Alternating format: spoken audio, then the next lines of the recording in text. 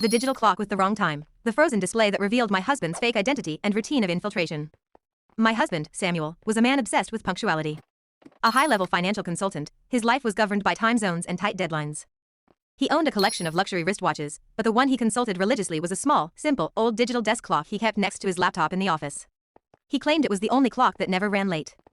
For me, it was the symbol of his reliability, a man who always knew exactly where he was in time. That symbol broke last night. Samuel had suddenly traveled for an urgent meeting in New York. While tidying his office, I noticed the digital clock showed the wrong time. It read 4:37 a.m., but it was 8 p.m. I thought the batteries were dying. I went to change them, and when I flipped the clock over, I felt an abnormal weight. It was not hollow. Using a precision screwdriver, I opened the battery compartment. The batteries were new. But what was underneath them was a micro USB memory capsule, firmly glued to the motherboard. The clock was not broken, it was frozen at a specific time to disguise the hidden memory. I took the capsule and plugged it into my computer. I expected to find investment spreadsheets, but the memory contained an encrypted folder named Routine 0437. I used Samuel's birthday as the password, and the folder opened. Inside, there were hundreds of photos and videos. They were not of him. They were photos of a man very similar to Samuel, but with different hair and beard, and short videos of him entering high-security buildings in different cities, wearing maintenance or delivery uniforms. The date and time on most files were consistently 4:37 a.m., the exact time frozen on the clock.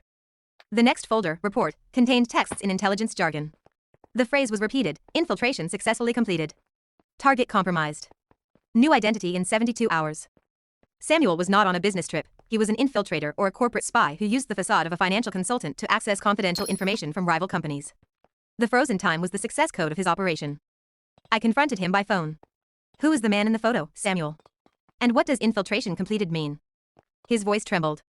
He confessed immediately, claiming he worked for a secret government agency. He said the man in the photos was himself, using disguises for national security operations. He was about to retire and erase that life. The confession was quick, painful, and convincing. I was about to cry with relief that it wasn't something worse when he asked, "Where's the clock now, dear? Is it safe?" His eyes darted slightly to the left. The nervous tick. The darting gaze was not due to concern for national security.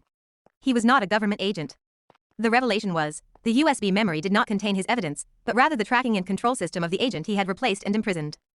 The man in the photos was not Samuel in disguise, but the real Samuel, the consultant, whom he had kidnapped.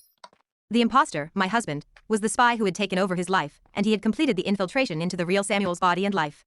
The 4:37 a.m. time was the exact moment the real Samuel was captured.